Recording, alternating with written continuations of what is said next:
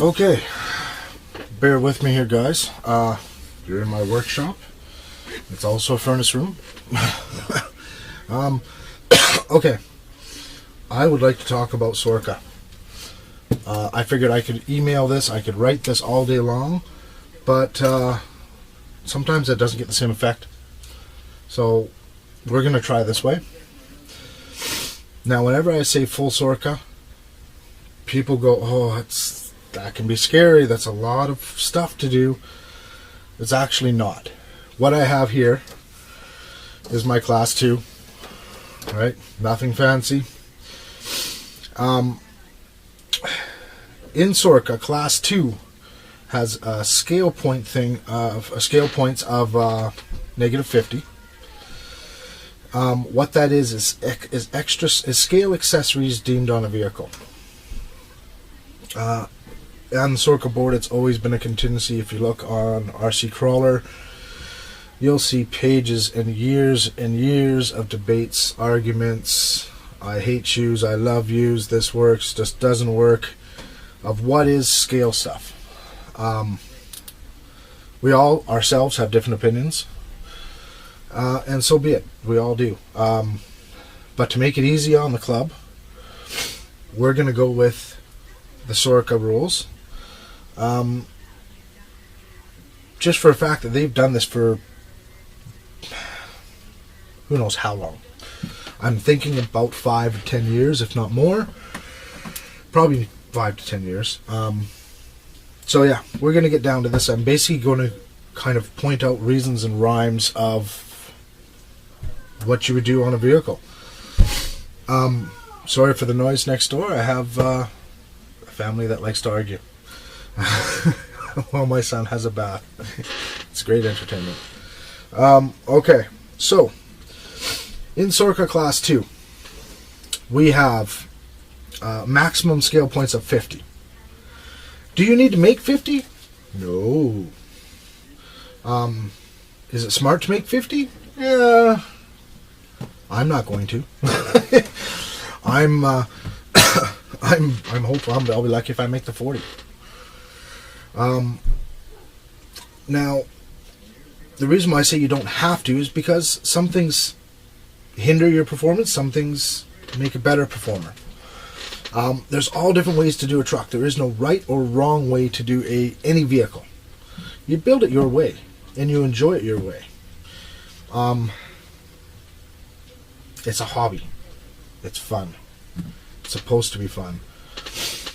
Anyway, so Class 2. If we look at this right now, I have just a sec, let me grab the rules. Interior cage plastic, that's 1, that's -5. Sliders metal, that's 3, that's -8. Integrated shock tube is -9.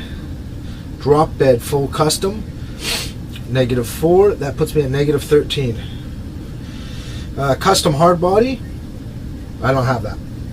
Custom hard body is making a styrene body or a metal body or something, completely making the whole body. I commend anybody that does that. I can't. So again, we are at 4, 5, 8, 9. Now, inner wheel wells. Obviously, inner wheel wells. You know, the wheels. You have a body here, right? Inner wheel wells. Sorka always recommends you hide your electronics. You know, you can't have just a rail down the center and your electronics hanging out the side and your wires hanging out the side. That's not scale, guys. That is not hiding your electronics. So, wheel wells.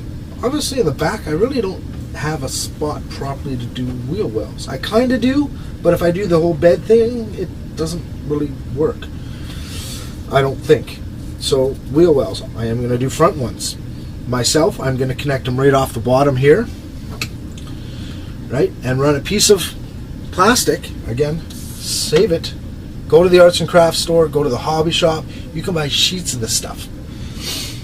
And I'm going to connect it down to my Nerf bars. And I'm going to bend it up to fit the body. And then connect it to my shock mount.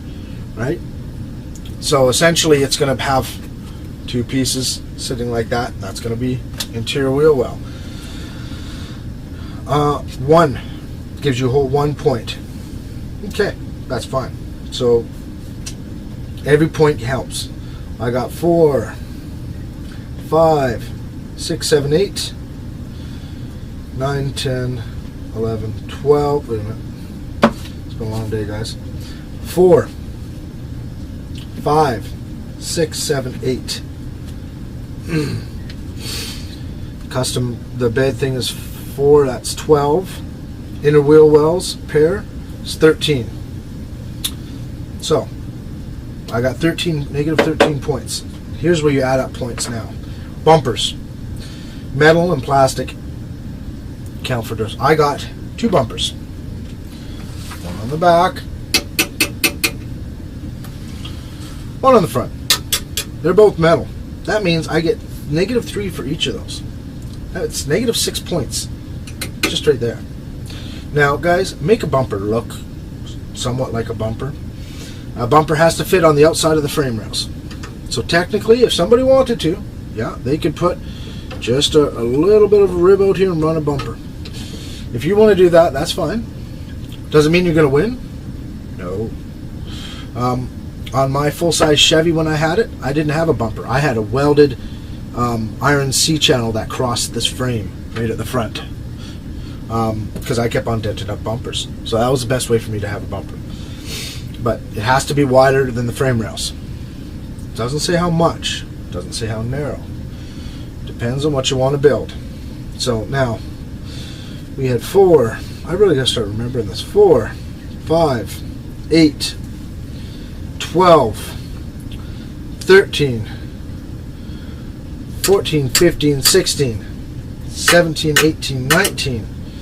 Because I have a Stinger, that puts me at 20. So I'm about halfway there already. Exterior, well, I'm going to write this down, damn it. Negative 20. Okay, so exterior roof rack. You can have a roof rack, a light bar, you get points for those. If you have the roof rack and a built-in light bar off of that, it says you don't. It says not integrated with roof rack. Okay, so I don't have any one of them. You know why? When I what we call turtling, when I roll onto my lid, I have a hard time. I'm not one of those people who can easily flip my vehicle by driving it out, like twisting the throttle and getting it up. I always get stuck. So I try not to put anything up there. So I get nothing for that. Now, I'm going to grab my interior so you can see that.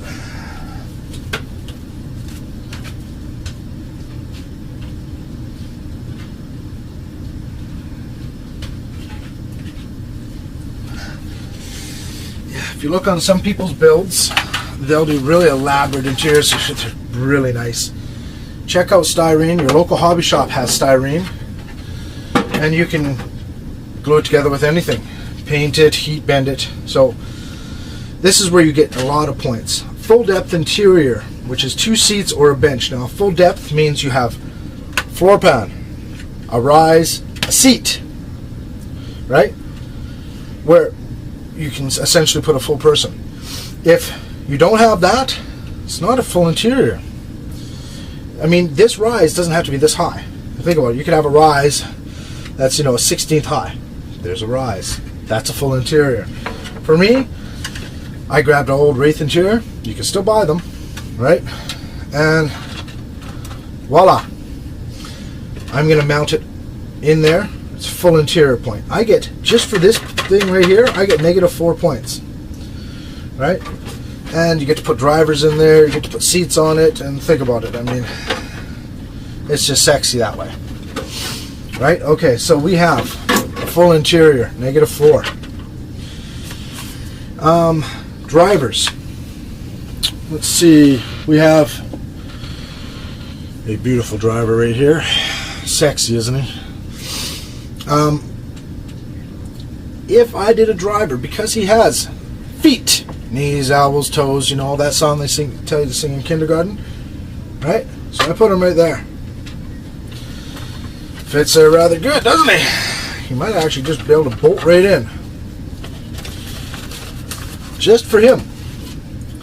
I get another 4 points. So I'm already at negative 24 with just this guy. This guy, I get another 4 points. If I have 2 of them, picture him here, that's another 4 points. That's what I plan to do for mine. Is do this. So I have negative 4, plus because I'm going to have 2 of these guys, that's 8. So from 20, and this makes 4, that's 24. 2 full drivers with feet is another 4 points. That's 24, 32. Okay, so I'm at negative 32. I really didn't do much, did I? Matter of fact, if I didn't build this, I'd actually have more points. More points, because I'd have a full frame rail, and you can RC4-wheel drive or something, you can easily buy these and put them on. You'll actually have more points. You'd be at 36 or something like that already. So I'm at 34 points. Cool. I have, if I wanted to max out, I have 16 more to go. 34 points. Okay. And if you have something that has 4 seats, you get even more points. This gets crazy. Suspension. Leaf springs. Nope, definitely got links. Definitely have links, so no.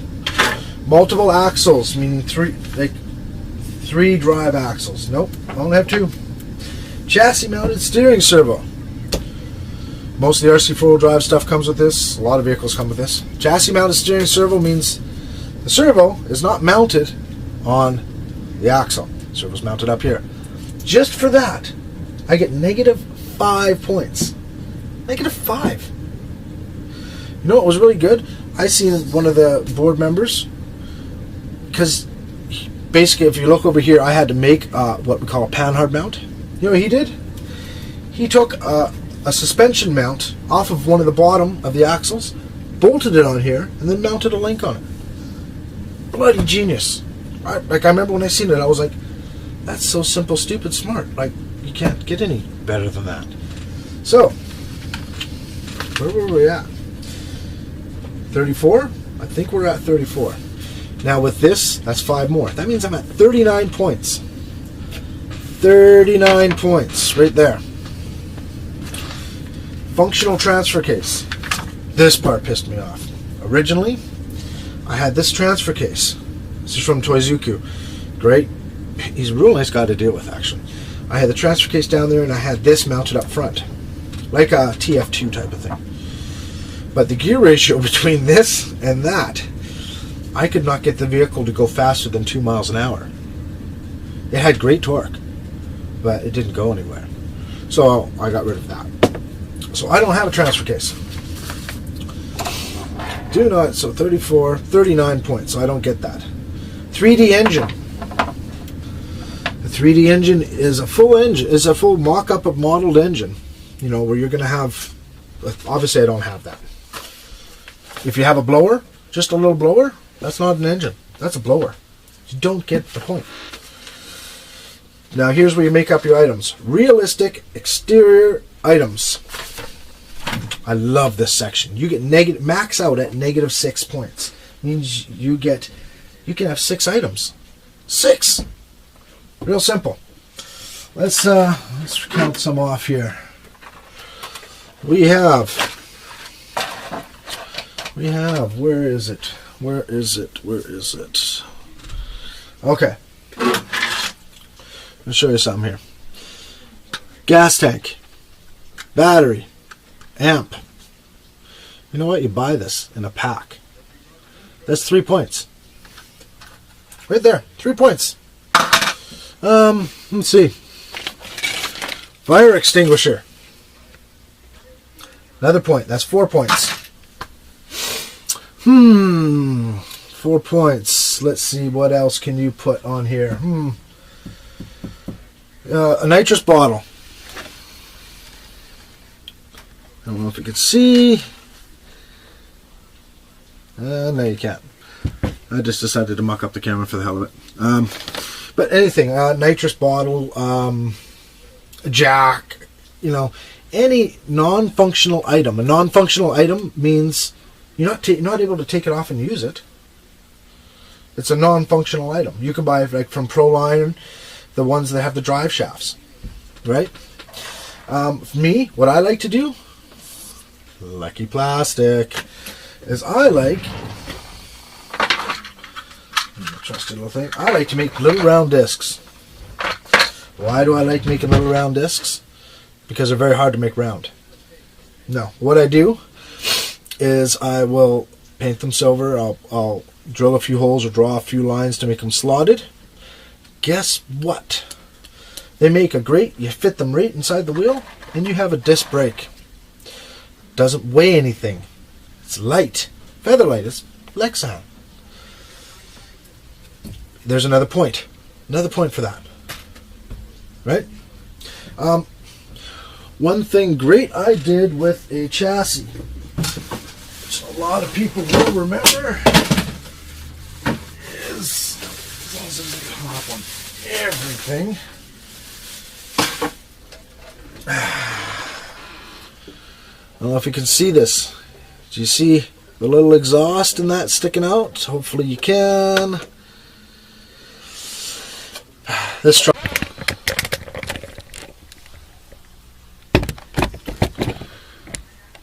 Okay, so guys, what I'm trying to get at here, I know I'm speaking very fast, and probably you're going, I don't know what the hell he's saying. That's why we're going to have an AGM. An AGM is going to explain what everything is, what fits in what classes. You don't know what your class, your truck, your class fits in. Come to the AGM, find out, ask. You can PM myself, Darren, Aiden, Ricky, Mike Mitchell, anybody. GCM has great videos on this stuff also. But what I'm trying to get to, guys, is it's a vehicle. And never worry if you don't, just because you see I have a stock vehicle. I have a stock chassis here. Right? So you have a stock chassis. Oh, I can't be competitive. Yeah, right. You can't be competitive? Ask Tail. Ask Tyler. Ask Bob. Ask Robert. Ask MT. Ask Darren. Ask 4Mods. You can be competitive. Very competitive. Where am I putting everything here? Okay. Thinking you can't compete against a vehicle is like me being intimidated off of a bigger guy. Why? You don't know what it can do. You don't know what the driver can do. When I started this, I drove a yellow Jeep that I made, and I ended up giving it to Mike Robertson's son. It's my first rock crawler vehicle. I chased Mike Mitchell around every single comp. Made sure I was in his group. Asked him questions. Pissed him off like there's no tomorrow. He couldn't stand because I was always asking him shit. You know why? Because I seen what he could do. I seen what he could do with the stock rig. I seen what he could do with his custom rig. I wanted to do that. So I asked him, you know, what do you do for shocks? You know, how do you make, you know, just because, say, this truck can go up a hill this steep, and your setup can only go up a hill this steep, does that mean you can't compete? No. It means you just have to adjust something. That's it. Doesn't mean your vehicle can't do it. I seen Dan Oliver last year in Class 3, well, year before that, in Outlaw. Look at a hill and going, there's no way we can make it up that. And you know what he did? He made it up that. He was the first one to make it up. Even I was like, oh, I may have made that too hard. He made it up it. Actually, he made it up it better. His Wraith made it up better than this tube chassis. Had a harder time making it up than his Wraith. Teo last year entered Class 3. PM'd me a lot of questions and that, and asked for like little things to do. He drove a Wraith. I drove a custom truck. We were within a reverse of each other. These people aren't the exception. These people learn and change and adjust things. If they're the exception, then Mike Mitchell's the exception, Randy's the exception, Darren's the exception, Mike Robertson's the exception, Dan Oliver's the exception, Tyler is the exception. Like, they adjusted their vehicle to make it do what they wanted to do. If they didn't know how to adjust it, they asked. I asked. I used to PM Mitchell all the time because my truck was, as soon as I hit a side hill, it was flipping so fast. And he says, lighten up your rear shock fluid. So I lightened up my rear shock fluid. You know, I went from instead of a 30-30 to a 30 and a 20. Problem solved. Well, light bulb, ask. Everybody will tell. And in this club, the top 3 guys, they're going to mentor and help all the novices. If you're in the top 3 of your class, you're helping somebody else. Why? Why not? Makes perfect sense. So, we're off of Class 2 for now. I know people have questions. Come to the AGM. I encourage you to come to the AGM. Definitely encourage it. Class 2, we're off of right now. I have no room in my workbench to put anything because I have rigs around here. By the way, we will also have a donor rig for Class 2 and Class 3. I'm trying to work on them right now. I'm running out of time to work on them, so if anybody wants to help me work on them, by all means. Okay, I'm going to take this away because the tires are a little too big. Here's my Class 3. Now, Class 3 this year, we're running full Sorca, right? Oh, well, I don't want to do rear steer. Oh, fuck, I don't want to do it. It's too expensive. Then don't do rear steer. You don't have to. Matter of fact, we're going to have the rear steer guys and the people without rear steer run the same course. Fully run the same course. They both get to do the same course. Course is going to be set up for the people that don't have rear steer, of course. Right? So it's the same like it was in the summer and all that. The only difference is, say Darren Hammocky doesn't have rear steer and I have rear steer. We'll both run the same course, but we'll get scored in our different group. Say 3 people run rear steer, 12 people don't run rear steer. Then the 3 people are competing against each other in points. The people that don't have rear steer are competing against each other in points. So there was no, well, he did it because he had rear steer. Well, you know what? You're not in the same points. And we're all running together because why not? We're all friends. Just because I have rear steer and Mike Robertson doesn't, or vice versa, does that mean I don't want to run with him? No, I want to run with him. You know why? Because I like him. He's a friend. I like running with him. And you know what? I want to see if I can beat his rear steer. We had a US guy come up last year. I worked my ass off trying to beat him with his rear steer. It was fun because it pushed me. I was like, okay, you know what? I'll do that. I'll do that. Yeah, screw you. I'll do that. We had a blast because it was fun. Who cares if somebody has the rear steer? Who cares if somebody has all the Vanquish stuff in the world? Let's see. Tyler and Robert went out and played with me last year every time there wasn't a comp. And I have Vanquish rims, Crawler Innovation foams, deluxe steering mounts, modified shocks. Guess what? We all ran the same course. 10 gates. I'd hit a gate, they'd hit a gate. Sometimes I'd hit a gate, they wouldn't hit a gate. And vice versa. And funny, they were running Wraiths. They weren't even using the same shock setup as I was or anything like that. They just practiced their vehicle. They drove it and drove it and drove it and drove it and tried something here or there and drove it and drove it and tried something, modified something, or changed the shock fluid. I'll give you a hint. I have bottles of these. Tons of them. They're only like $6 a pop. I bought ones I didn't even think I'd use, just in case I might use them. Every time I went to the hobby shop, I'll just buy a bottle of a different one. I always have them. That way I can play with it and say, oh, I want to try maybe a different shock fluid.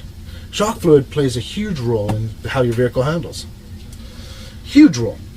So, like for me, I always, from what Mike Mitchell taught me, is I start with a 30-30, which means 30 weight in the front, 30 weight in the front, 30 weight in the rear, shock fluid. And then I modify from there.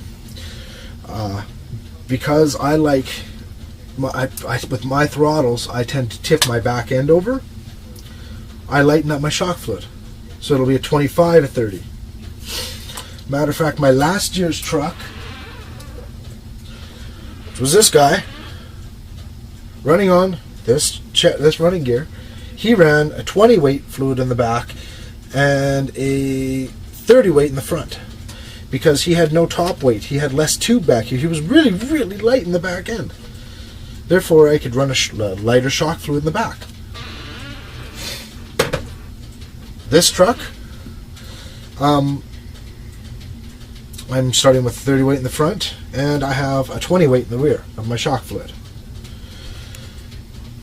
Because for me, that tends to work. Will I have to change it and modify it? Maybe.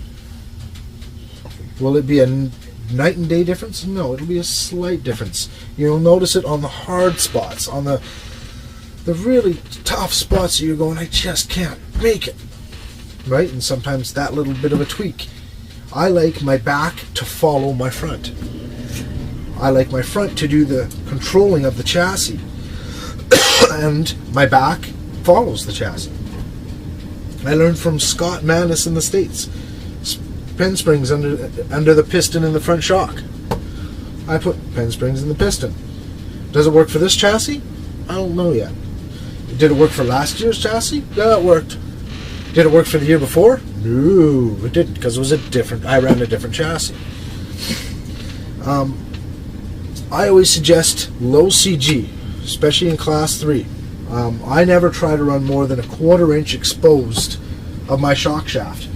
Meaning, this is a fully extended shock, right? I usually try to run just a 1/4 inch exposed. Just a 1/4 inch. Why? I don't need it way up here. What do I need it way up here? I'm rock crawling. If I was racing, well, yeah, you might want a bit more travel. I'm rock crawling. I'm not jumping this and going wham and needing that compression. I'm not. I need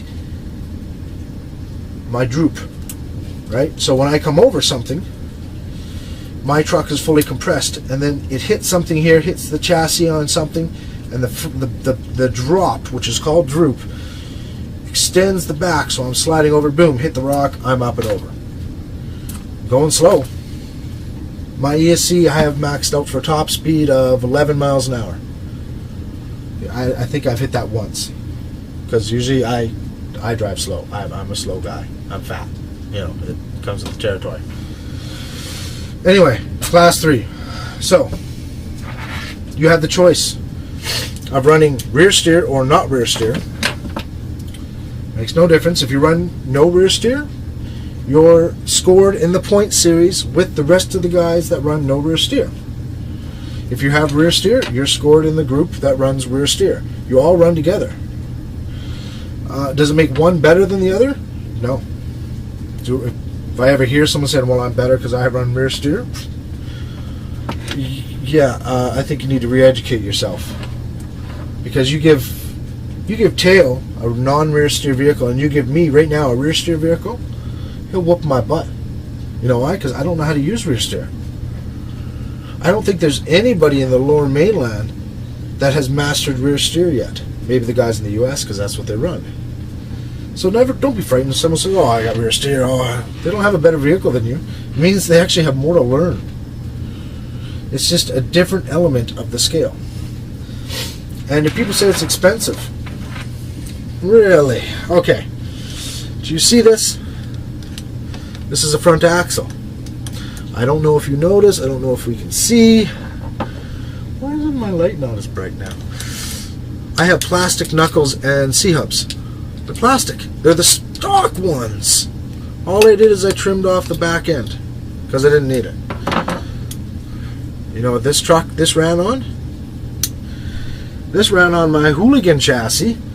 This ran on this chassis right here. It was the front axle on this chassis. It's stock. The only difference is there's an overdrive gear in there, which is nice but not needed, but there's universals. Those universals help with your steering. They give you more steering. In my opinion, it's the best upgrade. Do you need metal C-hubs and knuckles? No. Anyone tells you you must have them? No, you don't. Point example. This survived a full year, no problem, and it's still there. It's still fine. There's no issue with it. I can run it. Matter of fact, if I do rear steer, it's going in the back of the damn truck. So, you have a Wraith, and you decide you want to do rear steer. Oh, it's going to be a lot of money. Oh, boy. Go to your hobby shop, pick up some plastic knuckles and C-hubs and universals. Don't go buy the Vanquish stuff right now. Do it within your budget. If you have an unlimited budget and you want that stuff, by all means, go do it. If you don't have, like me, I don't have unlimited budget. I don't have it. I don't. So I tried the plastic stuff. It didn't break. I bought extras. I have lots down there in case I break one. Runs fine for me. How much do these? What is this set? About 30 bucks. Okay, cool. Well, you need a expensive controller. You need that. You know, the high-end Futabas that are 400 bucks. No, you don't. Go buy a Fleisky. What, 60, 80 bucks? Go buy an Airtronics that has, you know, 4 channels. And you're done. You're set. That's not a lot of money. So say 80 bucks. And these, say 30. I could be wrong on the prices. Don't, you know, quote me that, oh, this is supposed to be, because I don't know, guys. I mean, I'm pulling a rabbit out of my ass here. So that's 110 bucks. Now your servo. You can go run a high, like I run a Hi-Tech 7954. That's a $150 servo. My other truck, I run a Savox. You know how much I bought the Savox for? 40 bucks. I think they're 80 bucks new. You know, I bought it off of Bob for 40 bucks. So I'm going to say 40 bucks there. So 110, so 150, about 150 to 200 bucks, and you have a full bloody wicked. For some people not. Me, I'm thinking of running it, but I've never ran it before. So I'm like, I don't quite know how to run it. But I'm going to ask Scott Mattis in the States. He's also on the Facebook page, on the LMRC page. He'll help you out. I'm going to ask anybody I can. I'm going to ask Warpig on RCC, because I talked to him. And he's a Sorka board member. I'm going to, you know, you ask. I'm going to ask Classic Customs, because he's probably ran it. I'm going to ask him. I'm going to ask everybody to get as much info as I can. Why not? So now I've taken my Wraith And if I wanted to do rear steer, which I don't have to, but say I wanted to try it, right? I was like, oh, I'm going to try this. This will be a new learning curve. You're looking at, on the baseline, about 150. Right? You buy stuff used, it's even less. You ask me, I think I have 2 or 3 sets of the C-hubs and knuckles kicking around. I don't mind passing a few around. You know, most people have the plastic ones because nobody wants to run them. They always have them sitting in their box somewhere. You know, you don't need all the metal stuff. You don't need all the Vanquish stuff. You don't need to outfit your truck like it's a tank. You're going 2 miles an hour. Doesn't matter. You bash your truck, you're gonna feel it. Battery change.